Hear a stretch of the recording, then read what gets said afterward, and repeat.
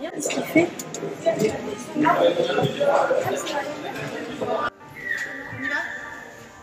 C'est des animaux qui ont des facultés exceptionnelles et de les réduire à des ombres comme ça, ou de les réduire à des numéros, des collections, parce que faut savoir que dans les parcs ils parlent de collections, ils les échangent les animaux pour les besoins des collections.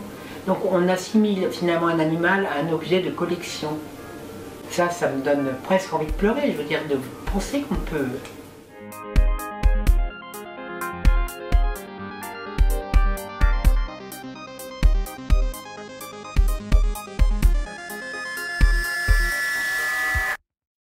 Vous ne verrez jamais un spectacle, quoi qu'ils en disent, sans saut de poisson.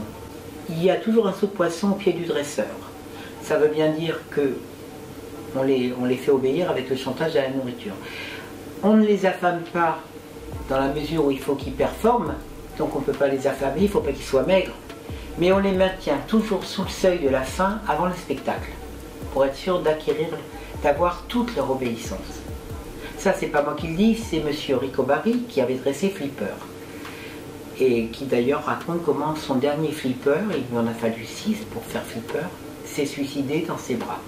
Donc on sait qu'ils sont capables de suicider aussi, ça on le sait. On sait qu'à chaque fois qu'on achète un ticket, on favorise cette industrie. Moi je peux vous en parler du mal-être dans les bassins, on sait ce qui se passe. On sait tout ça, on sait les maladies, on connaît les maladies inhérentes au bassin.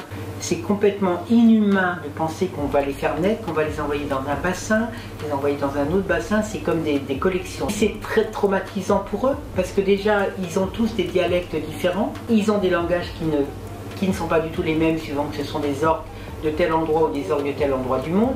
Ils n'ont pas les mêmes coutumes, ils se transmettent leurs coutumes, ils décident de leurs amitiés. Les dauphins c'est pareil, ils ont des amis à vie. Rien que ça, c'est une souffrance inouïe de leur infliger ça psychologiquement, parce qu'ils pratiquent le deuil. Là, il y a encore une orque qui vient de perdre un bébé dans le golfe de Gênes, et elle le porte encore au bout de son rostre. Il est mort le petit, elle le porte, elle le porte, elle le porte, elle le lâche pas. Et ça, dans un bassin, c'est impossible de faire un deuil.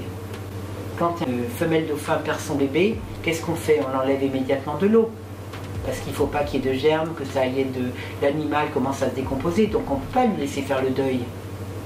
Et ça, moi, je l'ai vu avec Femke, qu'on suit au parc Astérix, quand elle a perdu son bébé mort-né, et ils lui ont donné un bout de bois qu'elle trimballe sous son aileron comme un doudou, qu'il lui enlève d'ailleurs quand ça leur chante.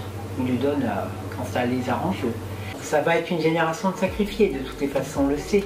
Tant qu'il n'y a pas de sanctuaire, et les parcs sont propriétaires des animaux.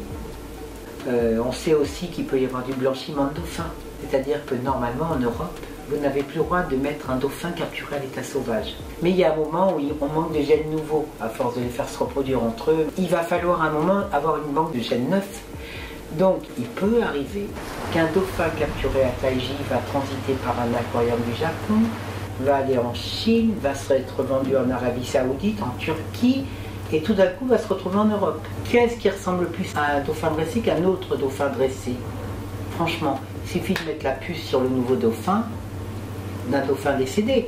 Donc quand on va dans ces delphinariums, même si théoriquement c'est plus permis, on prend toujours le risque de favoriser une nouvelle capture.